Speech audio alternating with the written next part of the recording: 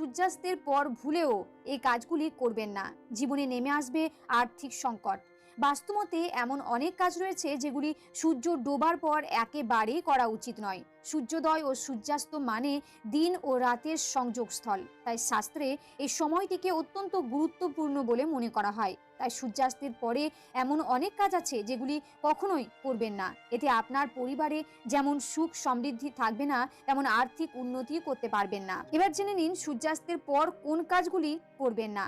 সন্ধেবেলা ঘুমাবেন না। অনেকে সন্ধেবেলায়ও ঘুমিয়ে থাকেন।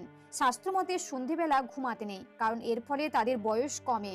পাশাপাশি বাড়িতে নেতিবাচক শক্তির প্রসার ঘটে। আবার ধর্মীয় দৃষ্টিতে মনে করা হয় সন্ধেবেলা লক্ষ্মীর আগমন ঘটে।